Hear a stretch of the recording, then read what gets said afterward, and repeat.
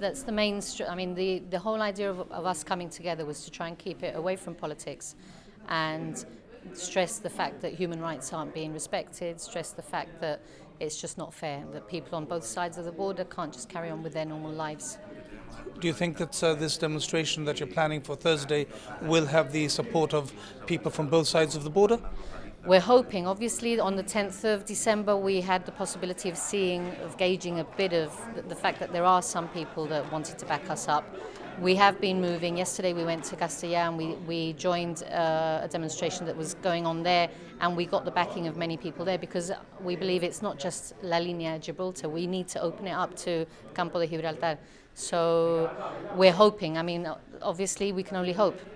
I suppose that in a way, if you don't get a big turnout, your opponents or the people that are responsible for these controls and these restrictions at the frontier might use it against you almost. They might say that there isn't a popular mass movement against this. Obviously, because the frustrating thing from this summer to now was that whenever they spoke about the fishermen, for one boat that was affected, 50 fishermen came out.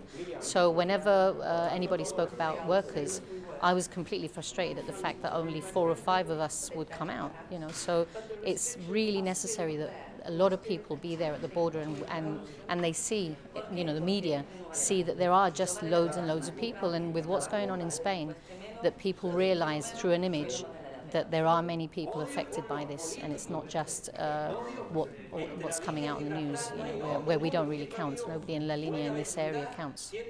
Okay, and what about the politicians? Will they be asked along to this event, or are you keeping it purely at citizen level? We're keeping it. I mean, some of them have been invited, but as a person, we want to keep this as far away from politics as we can, because politics right now doesn't smell too good. So yeah, we're keeping it human.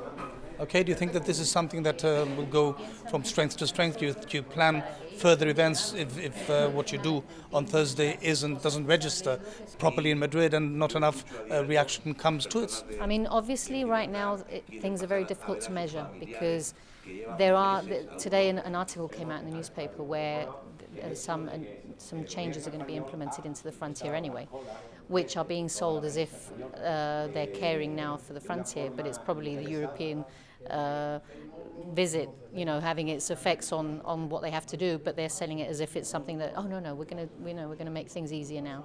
So it's going to be difficult to prove whether we're successful or not. But at the end of the day, I don't care if we're successful or not. I want a normal frontier with fluidity, whether it's us, whether it's the European Committee, whether it's whoever it is. I want things to be normal. I want people here to trust that they can cross over in a car. I want people over there to come over here and just let things be normal. Everybody get on well. Finally, can you just remind everybody of the venue and the time of this demonstration on Thursday?